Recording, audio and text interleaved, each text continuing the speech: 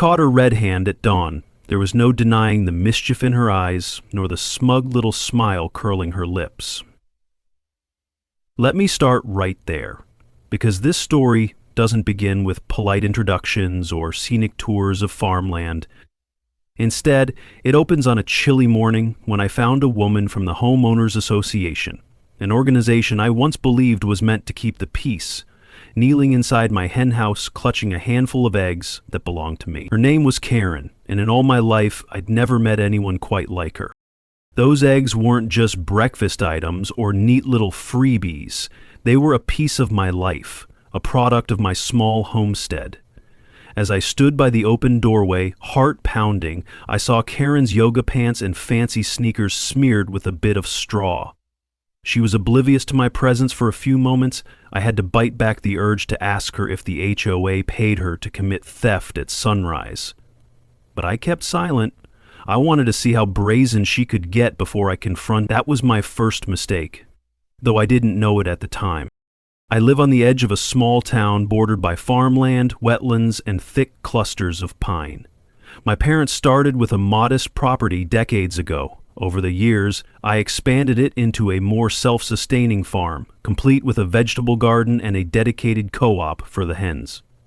After losing my wife to a sudden illness 3 years ago, I found solace in the daily rhythms of feeding livestock and tending the soil. My land was precious to me, not just because it provided food, but because it was a kind of memorial. Every row of tomatoes, every bundle of lettuce reminded me of the home she and I built together. The thought of anyone waltzing in to take from me so casually made my blood boil. And that's precisely what Karen, the new chairwoman of the HOA, had been doing. She wasn't the typical type to come with neighborly suggestions or mild concerns. She was the kind who marched onto your property and declared it part of the community environment as though she owned it. She insisted on bizarre rules, lectured me about how roosters crowing at dawn was a noise violation, and occasionally hinted she had bigger plans for this area. But I'd never have guessed she'd stoop to stealing eggs. That's a different kind of gall. So there I was, stunned to see Karen crouched among the straw with a basket in her hand, carefully plucking the last of my hen's morning gifts. She had an oversized hoodie on, like she was trying to stay hidden. At that moment, I noticed her car parked just a few yards away from my property line. It was angled so it wouldn't be easily spotted from the main street. She must have hopped the fence with a small pair of wire cutters, which later I found stashed in my compost bin. Why she decided eggs were worth that trouble, I had no clue. Maybe it wasn't only about the eggs. Perhaps it was about power, feeling she could get away with anything because of the influence the HOA gave her. I held my breath, reminding myself not to confront her with raw anger. Then, just as she rose to leave, I cleared my throat. She yelped. The wooden basket hit the floor of the co-op, and 4 fresh eggs cracked at once. She whipped around, wide-eyed, then twisted her features into a scowl that reminded me of a cat cornered in an alley. "Oh, you startled me," she said, trying to compose herself. Her hair was up in a neat bun, and her face looked flushed despite the cold. I didn't see a sign anywhere saying this was private property. My fingers curled into fists at my side. I forced myself to remain calm, at least outwardly. "What are you doing here, Karen?" I asked, voice steady but laced with fury. "You're in my chicken coop at 6 in the morning. These eggs aren't yours." She sniffed, the scowl replaced with a plastic smile. "I'm just inspecting." The HOA had reports of potential health hazards. Chickens can be carriers of disease, you know, and if these eggs are being sold or distributed within the neighborhood, we have a right to ensure quality standards. It was a ridiculous lie. She said it without batting an eyelash. I stared at her, too incredulous to even speak for a moment. Then I stepped aside, gesturing toward the exit. "Please leave my property," I said. "And while you're at it, leave my eggs alone." She kicked at a clump of straw with the tip of her sneaker. "Sure, I'll go now. But let's remember," she said, lifting her chin like a defiant teenager, "the HOA has the final say on what's permitted in this community. If I file a complaint about your rooster or unsanitary conditions, you might be forced to relocate the entire coop." She turned on her heel and stomped off, leaving the broken eggs behind. I could still smell her expensive perfume lingering in the crisp morning air as I stooped down to salvage whatever eggs were unbroken. A swirl of conflicting thoughts raced through my mind. How long had she been doing this? Why was she so bold? And what gave her the arrogance to threaten me on my own land? After that unnerving encounter, my focus shifted to ensuring it wouldn't happen again. I had to step carefully. Karen was rumored to have connections with local officials. Some whispered she even greased certain palms to get her way on zoning changes or local code interpretations. If that was true, I had no illusions about how complicated this might get. But I wasn't just protecting my poultry. I was guarding my late wife's memories, my own livelihood, and the dignity of not rolling over for some entitled stranger. I spent that afternoon reinforcing the fencing around the coop. My rooster, Finnick, strutted around, eyes bright as though scanning for intruders. We called him Finn for short. Big red comb, proud posture, he was almost my sidekick in this quiet war. I half joked that he was better at security than most guard dogs. When he crowed, you could hear it clear across the little wetland that bordered my property. Living adjacent to a wetland meant I had certain environmental regulations to follow. That area was protected because it housed rare frogs and migrating birds. I never minded the oversight. It made me feel like I was preserving something valuable for future generations. But the HOA, under Karen's leadership, had shown signs of pushing for expansions or modifications that worried me. There were rumors they wanted to repurpose parts of the wetland for commercial developments. Nothing was confirmed. Everything was murky and hush-hush. The next morning, I set up a small trail camera aimed at the coop door. Nothing sophisticated, just a basic motion ticker device that would capture short video clips whenever there was movement. I woke before sunrise and sipped my coffee on the porch, eyes scanning the property line. She didn't show, and for a moment, I thought maybe the confrontation scared her off for good. Then the camera footage from that night revealed a silhouette creeping close around 4:30 a.m. The angle wasn't perfect, but the shape, the build, even the way the person walked suggested it was Karen. She tested the fence, found it locked. I had replaced the flimsy latch with a more robust one. She circled the perimeter and then left. That was enough to confirm she had no intention of backing down. It wasn't just a one-time curiosity.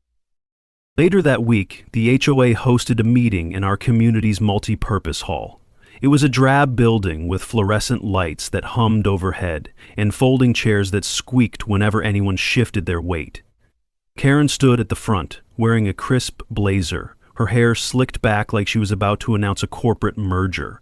There were about 15 residents in attendance. She rattled off updates. New speed limit signs, landscaping guidelines, scheduled road repairs. Then she dropped a bombshell. She said the association had identified certain properties that might be in violation of environmental codes, referencing backyard livestock, unapproved structures, or both. She cast a look in my direction that all but spelled out her target. A few people glanced my way, eyebrows raised. I felt my stomach twist. I wanted to object right then, but I knew the last thing I needed was to appear rash. So I waited, let her talk. She continued, "We all value safety and cleanliness, correct? The board has the authority to fine or otherwise sanction those who fail to meet our standards. This is for the greater good. We cannot let individual property owners put the community at risk." That was her entire pitch. The neighbors murmured among themselves. Some shrugged, some nodded. A few shot me sympathetic smiles. They knew about my coop and suspected it was me she was targeting. When the meeting ended, Karen lingered in the hall, chatting with two board members who seemed enthralled with her every word. I overheard snatches of conversation.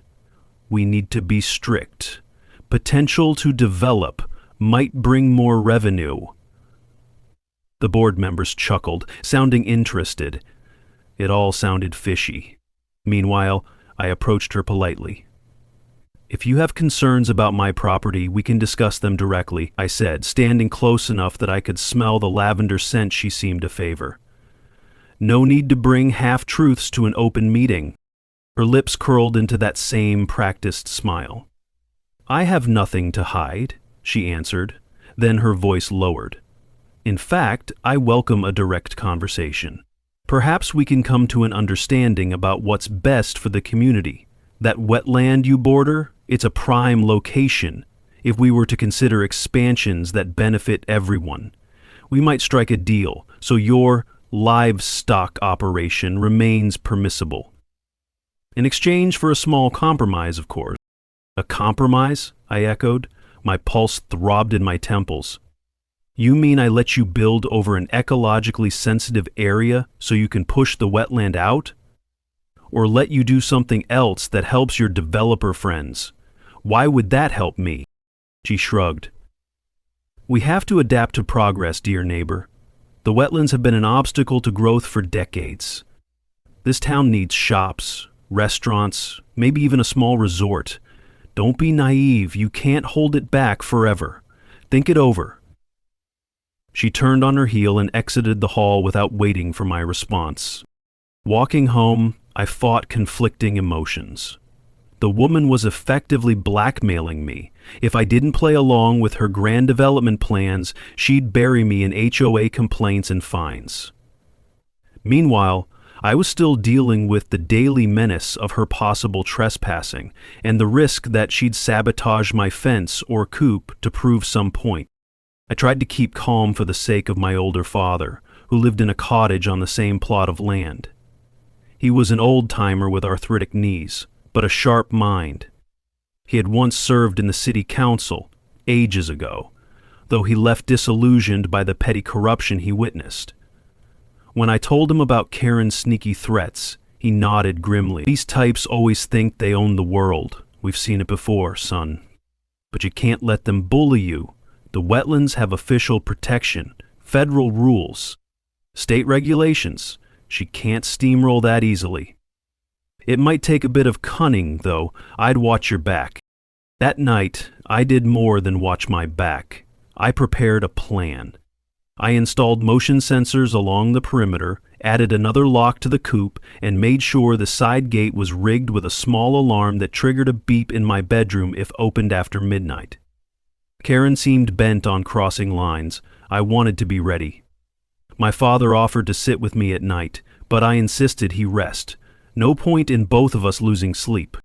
Sure enough, around 2 o'clock IEM, the beep from the side gate alarm jolted me awake. I grabbed a flashlight, hurried out, and saw no one, only the faint sound of rustling near the hydrangea bushes.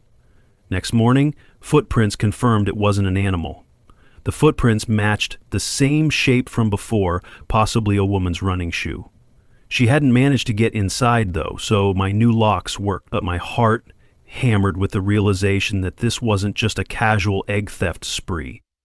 She was determined to find something, or to unnerve me until I caved to her demands. The following day, I went into town to see an acquaintance named Hector, an environmental protection officer I'd met during a wetlands cleanup event. Hector had a good grasp of local statutes, plus he understood the bigger state-level regulations. When I described what was happening, he frowned, scratching at his stubble. "That's serious business," he said, glancing at a thick binder on his desk. "HOAs typically have local power, but they can't override state or federal environmental protections. If she's trying to develop near that wetland, it'll take more than intimidation to get official approvals. However, some officials bend the rules if they get the right incentives. You'll want documentation, keep records, any proposals, any threats. Because if push comes to shove, you need proof." I thanked him, promising to keep him in the loop. Before leaving, I asked him if he thought the stolen eggs were just a petty side to the bigger scheme. He shrugged, looking genuinely puzzled. "Could be. Or maybe she's just the type who wants free farm-to-table products without paying. Hard to say. People can be weird." Back home, I reviewed the motion camera clips. In addition to the suspicious nighttime visits, I had a midday recording of Karen strolling right up to the coop while I was out running errands. She picked at the lock, found it secured, then turned to my vegetable garden and rummaged for a few peppers, stuffing them into a cloth bag.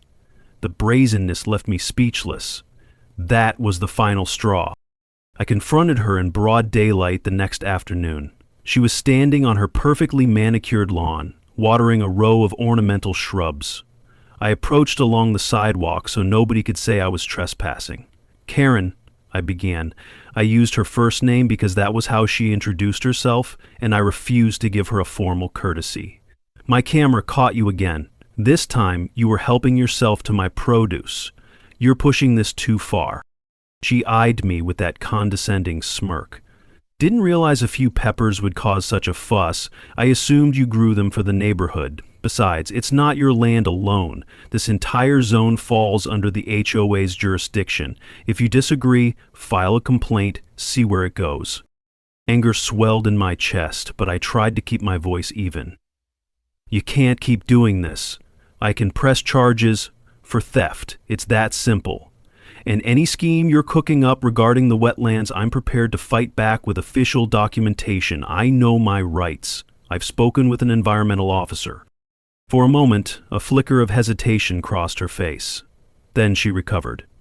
"Do what you must," she said, her tone sharper than before. "But let me remind you that the HOA board relies on my recommendations for code enforcement. People who oppose me rarely win. I'd hate to see your father inconvenienced or your property labeled a nuisance. You know fines can run high, and forced removal of livestock is always an option. So be careful." That veiled threat left me seething. I turned on my heels and walked away before I said something I'd regret. As I went back to my house, every step felt like a storm brewing inside my gut. The question was, how do I ensure she stopped without letting her drag me into a costly legal battle? Part of me wanted to see her behind bars for trespassing, but I also recognized her connections and the likelihood she'd find a way to make me look like the aggressor. My father noticed the tension. Over dinner, a simple meal of roasted vegetables and homemade bread, he laid a hand on my shoulder. "Son, you need a plan. We can't live under intimidation. Remember, no matter how powerful she thinks she is, the law has constraints." I sighed. A wave of exhaustion washed over me. "I'll do my best. I just wish the woman would leave me and my hens alone. If she keeps pushing, I might have to catch her in the act and show the entire HOA who's really violating property lines."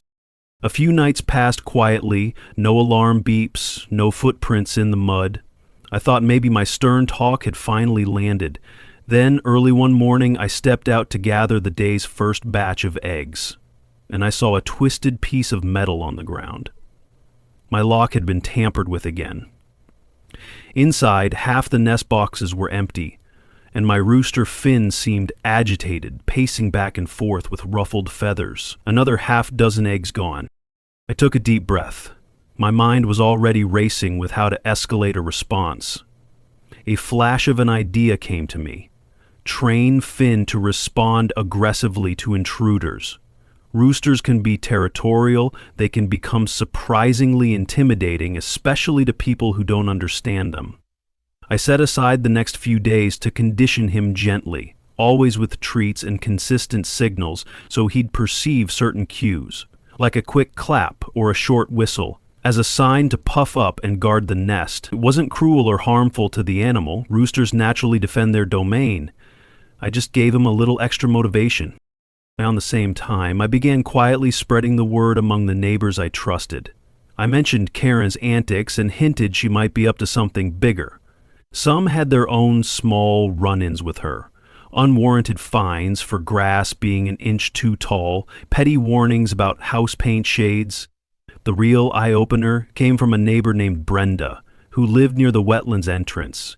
She confided that Karen once offered to purchase Brenda's small garden plot, obviously for some undisclosed project. Brenda politely refused, and then, weeks later, found an official HOA complaint filed against her for unlicensed planting. The complaint was frivolous, but it demonstrated Karen's pattern: pressure people, then punish them if they resist. Armed with these stories, I realized I wasn't alone. Several folks in the community felt cornered but didn't know how to fight back. We discussed forming a united front, or at least collecting evidence to present to a higher authority. It gave me a sense of hope. One night, as I was reviewing camera footage, a new face popped up on the screen. The figure wore dark clothes, moved quietly around the perimeter of my coop, and then crouched near the fence line. I couldn't confirm it was Karen. The shape looked broader in the shoulders. Could she have hired someone to tamper with my property? Or maybe an ally from the HOA was doing her bidding. My teeth clenched in frustration. I watched as the intruder fiddled with something, a second padlock I'd installed, and then gave up. They retreated. This was escalating beyond a petty neighbor quarrel. It felt more like sabotage. The next morning, I found a cluster of scratch marks on the fence post, as though someone tried prying it loose. My father gave me a worried look.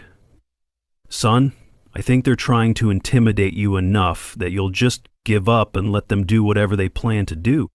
Keep your guard up." Those words echoed in my mind as I resumed training with Finn. He was a quick learner.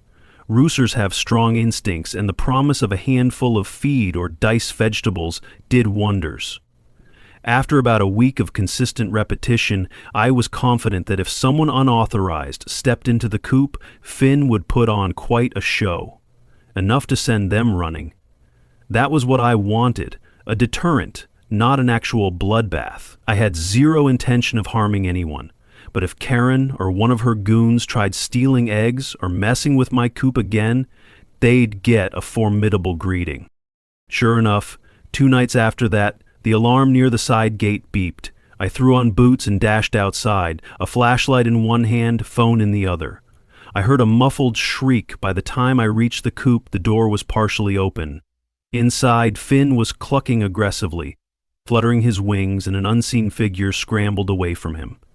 They nearly tripped over a nesting box in the rush. My flashlight cut through the dusty darkness and caught a glimpse of long hair pulled into a bun.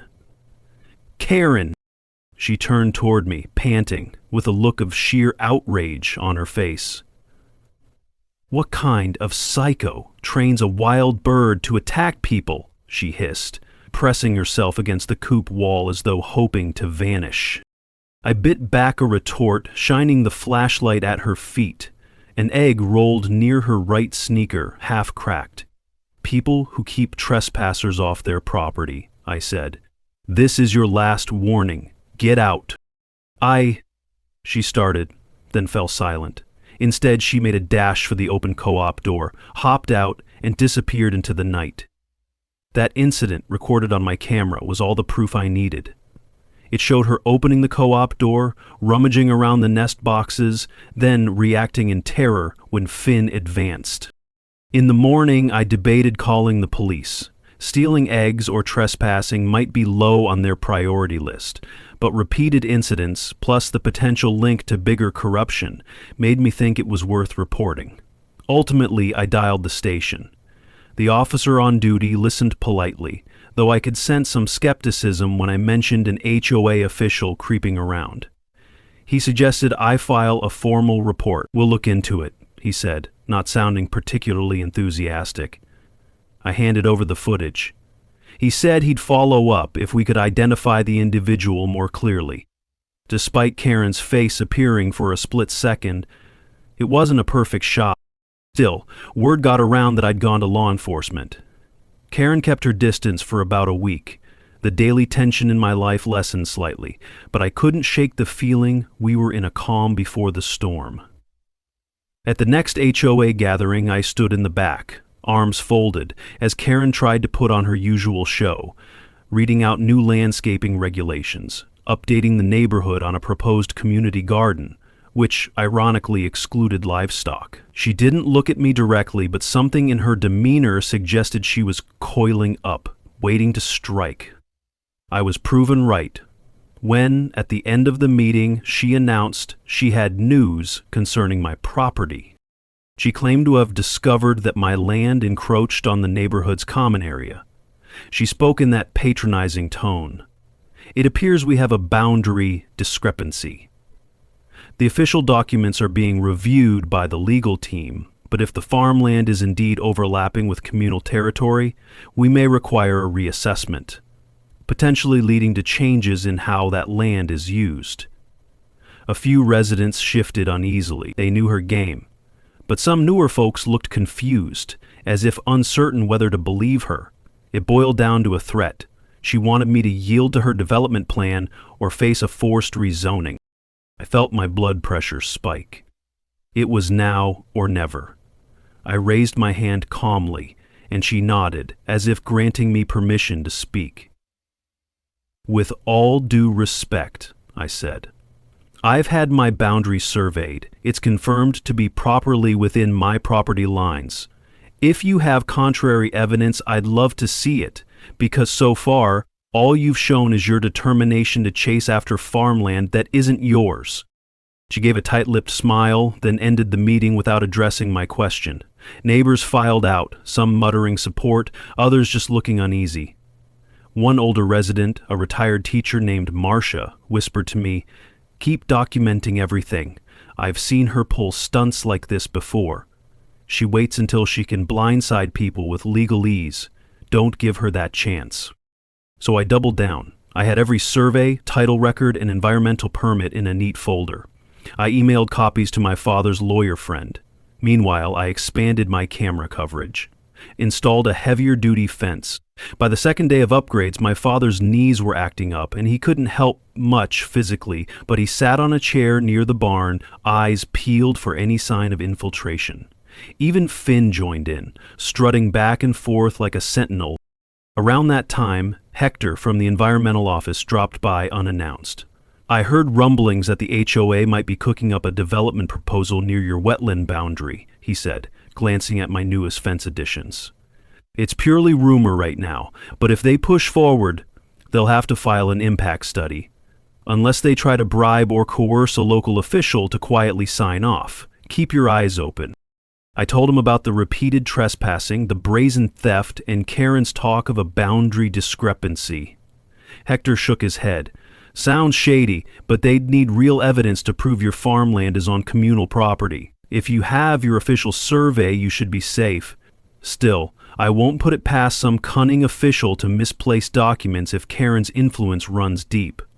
He jotted notes in a small pad, then left me with the reassurance he'd watch for any unusual permit request. As days turned into a couple of weeks, the tension kept mounting, though Karen didn't show up physically. I heard gossip from neighbors that she was preoccupied with meeting certain local businessmen.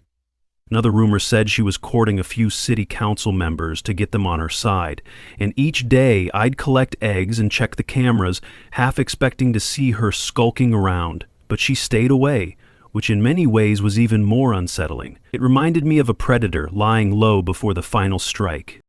When the strike came, it didn't appear as nighttime trespassing. It arrived in the form of a letter, typed and official-looking, stuffed in my mailbox. The letter declared that, pending further investigation of communal boundaries, the HOA demanded I immediately cease livestock activities, including egg collection and cultivation of produce that might be partially on land they claimed to oversee. They also threatened daily fines if I refused to comply. The sum was ludicrous, and it soared with each day of defiance. It was signed by Karen in her capacity as HOA. I stared at the letter, hands trembling with a mix of anger and disbelief. The nerve of that woman, to try and freeze my entire farming operation. No eggs, no fresh produce. My father read it over my shoulder and cursed under his breath. "We need to get the official county clerk involved," he said. "This is borderline harassment." It took me a moment to gather my thoughts. "Yes, let's do that. And if that fails, we'll file a civil suit. She's abusing her HOA authority." My father gave a firm nod. We spent the next day contacting the county clerk, who confirmed that the documents Karen cited were incomplete. She had asked for partial boundary maps, ignoring the full records. Nonetheless, the clerk couldn't just override the HOA letter. It would require a hearing or a formal process. Bureaucracy can be painfully slow. I noticed Finn had picked up on my nervous energy. He was crowing more, pacing around the yard in short bursts. My poor hens seemed a bit unsettled too. I tried to maintain a sense of normalcy, but the looming threat of fines made me anxious. If Karen's claims advanced before a judge or a friendly official, I could lose a lot of money. Money I didn't have, but the notion of giving in felt impossible. I wasn't about to let her waltz in and tear apart my livelihood for some potential real estate scheme. By the middle of that week, neighbors had started hearing about my predicament. A few courageous ones posted on social media, calling out the HOA's intimidation. Others, especially older couples, were too frightened to speak publicly, fearing retribution. The result was a swirl of heated discussions, but nobody knew how to unify against her. Karen responded with a post of her own in the community forum, claiming she was acting in the best interest of everyone. She alluded to potential job creation that new developments would bring, praising herself for forward-thinking leadership. As for the stolen eggs, she never mentioned it. That scandal was absent from her narrative. Furious but determined, I decided to gather all the evidence of her theft, intimidation, and questionable land deals. I spent late nights compiling a dossier, camera stills, time-stamped footage, letters, testimonies from neighbors. I even wrote down every detail I remembered from overheard conversations. My father contributed notes from old city council records, showing a pattern. Certain council members reaped benefits whenever new commercial expansions happened near protected areas. Karen was connected to at least 2 of them via business directories. In any good story, there's a moment you feel the tide is about to turn. For me, it came when Brenda discovered a partially shredded contract in her recycling bin. She recognized the letterhead as belonging to the HOA. Curious, she pieced it together with tape and realized it referenced a clandestine agreement between the HOA and a property development firm. The development plan explicitly targeted the wetland behind my farm, aiming to drain or reroute water flows so they could build a cluster of vacation cabins. The contract mentioned neighboring farmland adjustments, basically meaning they intended to either buy out or forcibly repurpose my land. Even more damning was the presence of Karen's signature as an initial party. Brenda rushed over to show me her taped reconstruction. My heart hammered in my chest as I read each word. This was bigger than I'd anticipated. She must have been disposing of early drafts or partial agreements, documents that, if made public, would prove their wrongdoing. The official version might eventually appear squeaky clean, but this partial paper trail revealed their real intentions. They wanted the wetlands gone, farmland reorganized, and they planned to sell the idea to the board by framing it as a beneficial project. Then presumably they'd lean on me to relocate or shut down my livestock because it violated some code. Finally, I saw a path to action. That document, even though incomplete, showed a conspiracy in progress. Combined with my evidence of harassment, theft, and boundary tampering, it might be enough for the county or a higher authority to investigate. We prepared a thorough file. Hector agreed to present it to his department, citing potential illegal wetland destruction. My father's lawyer friend said this kind of meddling could lead to serious charges if the plan involved forging boundary lines or bribery. It felt like the cavalry was forming. Karen must have sensed the gathering storm, because the next day she appeared at my property unannounced. Again. This time, she stood at the fence line, not daring to step inside. She called out my name until I came to see what she wanted. Finn lingered at my side, head tilted as though challenging her to take another step. She held a glossy envelope in her hand. "We need to talk," she said, a hint of strain in her voice. "There's been some misunderstandings." "Misunderstandings?" I retorted, arms crossed. Funny word for repeated trespassing, intimidation, and forging boundary disputes. Her eyes flashed, but she tried to keep her tone measured. I have an offer. I can retract the fines, propose a compromise to the board, and ensure your farm remains untouched. In exchange, you refrain from pursuing any legal claims or sharing any documents you might have come across. Let's be civil. We're neighbors, after all. A bitter laugh escaped me. So you want me to ignore your attempt to sabotage my livelihood, remain quiet about the wetlands fiasco, and let you prance around unchallenged? That's not a compromise. That's hush money. She drew a sharp breath, glancing around as if worried we might be overheard. It's best for everyone, she insisted. You can keep your poultry, collect your eggs, no more stolen produce or bizarre harassment. I move on to other projects, and we never speak of this again. Done. I stared at her, feeling a jumble of emotions.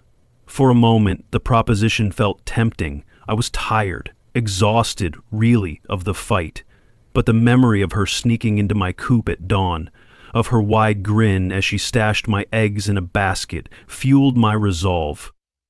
She didn't deserve an easy escape, and the wetlands, an essential habitat, needed defending. No deal, I said, my voice low and steady. Aaron's carefully curated facade cracked for an instant. Her eyes narrowed, her lips quivered. Then I can't guarantee what happens next, she muttered. She stomped away, leaving me with a sense of finality. There would be no half measures now. The following days felt like a whirlwind. Hector filed an official complaint on behalf of the environmental agency referencing that partial contract. My father's lawyer friend drafted a cease and desist letter to the HOA, warning them that if they continued to harass or trespass, we'd sue. The rumor mill churned out that Karen was under internal review by the HOA board for overstepping. Possibly some of them worried they'd get dragged into a scandal. Still, Karen had her supporters, people who liked the idea of new development or believed her claims that the farmland was incorrectly zoned. Tensions soared. At times, the negativity weighed on me, but I anchored myself in the daily tasks that grounded me. Feeding the hens, checking the orchard, planting seeds for the next season. Finn crowed each morning with such gusto that it renewed my determination. As my father reminded me, an honest day's labor is worth more than a mountain of hollow threats. The big showdown came not with a crash of thunder, but rather a formal hearing. The counties scheduled a meeting to address the wetlands issue, the conflicting boundary claims, and the alleged misconduct of the HOA. It took place in a modest municipal building, tan brick walls, squeaky floors, the smell of old coffee lingering in the air. There were about 30 people in attendance, including reporters from a local newspaper. Karen sat at one table flanked by her lawyer, arms crossed, wearing a tailored suit. I sat across from her, accompanied by my father and our attorney. Hector was present in an official capacity, along with a representative from the State Environmental Bureau. The tension in the room felt thick enough to slice with a knife. The hearing began with an official reading of the claims, authorized attempts to develop or alter the wetlands, forging or manipulating boundary lines, repeated trespassing by the HOA chair, and potential corruption in official proposals. Karen's lawyer tried to dismiss the evidence as rumor, hearsay, or fabrications. But once Hector presented the taped-up contract that Brenda found, and we showed video clips of Karen in my co-op, faces in the room turned visibly disturbed. Karen insisted she was simply checking on alleged code violations, but the hearing officer, a no-nonsense woman in her 50s, wasn't buying it. She reviewed the partial contract, read aloud the line about repurposing farmland for future commercial benefit, and asked Karen to explain why the HOA was dealing with a private developer. Karen stuttered, glancing at her lawyer, who attempted some meandering explanation about potential improvements to the community and preliminary brainstorming. The hearing officer's eyes stayed cold. Clearly, she'd seen this kind of dance before. Then came the matter of environmental protection. The state representative stood up, pointing out that any plan to drain or build over a recognized wetland would require a lengthy permit process, environmental impact assessments, and multiple layers of approval. He said if the HOA tried to bypass these steps, that would be illegal and could result in penalties. The partial contract suggests just that, an intent to quietly move forward without going through the required channels. Karen's final attempt to salvage her position was a direct volley at me. She claimed I had illegally extended my farmland into an easement area that belonged to the HOA. Her voice trembled with theatrical outrage, insisting that my co-op might be partially on community property. But I had my own trump card, the recent professional survey with GPS references plus decades-old maps showing the precise boundaries. My father's attorney calmly laid them out, explaining point by point how our property line was indisputable.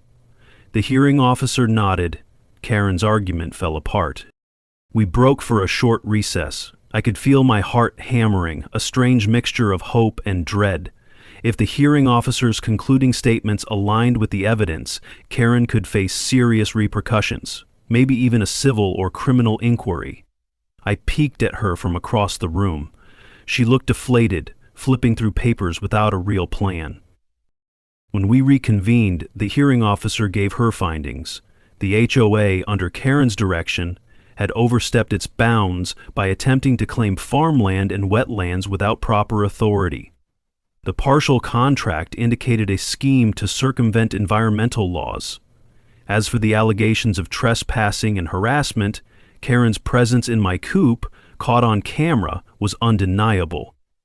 The hearing officer suggested that local law enforcement might investigate further. In terms of the official records, she declared that my farmland was indeed within its correct boundary. No violation existed there. Karen's face had gone pale. Her lawyer rapidly gathered documents while she avoided eye contact with me. After dismissing us, the hearing officer said a formal ruling would be issued within a week, likely compelling the HOA to cease intimidation tactics and possibly removing Karen from her chair position. I exhaled a breath. I felt like I'd been holding for months. Outside, the sun shone on the steps of the municipal building, and a few onlookers from the neighborhood offered quiet nods or congratulatory smiles. It was an overwhelming relief, though part of me worried Karen might still retaliate in some corner of darkness. But the story's resolution came faster than I expected. Within days, the HOA board publicly announced Karen was no longer with the organization. They didn't specify if she resigned or was forced out, but either way, she lost her official position. A separate statement from a local authority said further investigations were underway regarding unauthorized development proposals. Karen vanished from public eye, and a for sale sign sprang up in front of her immaculate two-story house. Rumor had it she was skipping town to avoid more scrutiny. In the weeks that followed, life slowly returned to normal. The local newspaper printed an article headlined, "HOA Chair Ousted Amid Allegations of Wetland Development Scheme." The piece mentioned my farm, my rooster, and even the stolen eggs in passing. A few younger residents joked that Finn had become an unlikely hero, scaring away the villain. Some folks started dropping by, asking to buy fresh eggs or just to say hello to the legendary Rooster. Brenda and I stayed in touch, thankful we had collaborated. Hector visited one afternoon, bringing coffee and new updates on how the Environmental Bureau would be monitoring the wetlands more closely now that the scandal had surfaced. My father seemed more relaxed, sitting on the porch with a novel, occasionally chuckling at the spectacle of Finn chasing after grasshoppers near the coop. We decided to repair the trust that had been frayed within the community, welcoming neighbors to see the farm, the garden, and the wetlands that gave our town its distinct character. One mild evening, I walked past the co-op as the sun set. Finn hopped onto a roosting bar, letting out one triumphant caw, perhaps a final salute to the chaos we'd endured. I gazed at the horizon, slush-green fields bathed in the golden glow of twilight, and felt the weight of relief in my chest. So many times I considered giving in, paying hush money, or letting Karen have her way to avoid trouble. But I realize now, standing firm was the only real option, not just for myself, but for the land that had come to mean so much more than a property boundary or a few rows of crops. If there's a moral to all this, it's that bullies, no matter how influential, can't escape accountability forever. Whether it's a petty theft of eggs or a grand attempt to bulldoze a wetland, there's always a line they cross that turns bystanders into defenders. Karen thought the HOA was her personal hammer. She didn't count on me. And a rooster named Finn, stubbornly refusing to yield, and in the end, she found out the hard way that pride, corruption, and sneaky deals are no match for a steadfast community, and a bird that crows at sunrise, letting the world know we're still here. That night, I wrote down a brief reflection in my journal, as my father had often advised. We faced down intimidation and threats, I scribbled, protected a fragile environment, and saved the farm. Finn is safe, the hens are calm, and the wetlands remain intact. I closed the journal, feeling the persistent ache of missing my wife, wishing she could have seen how her dream of a vibrant farm endured. But I felt her presence in the quiet hum of night insects and the gentle flutter of feathers inside the coop. Sometimes I sit on the porch just to watch the fireflies blink in the darkness. Sometimes I recall the tension of those encounters with Karen, her sly grin, her audacious theft, her final unraveling when exposed. But those memories no longer twist my stomach in knots. They serve as a reminder of resilience. You can corner me, you can threaten me, but I'll hold my ground with everything I have. Because in this small patch of earth, guarded by a feisty rooster, truth and perseverance have a way of winning out, and that's more satisfying than any easy compromise Karen ever tried to sell me.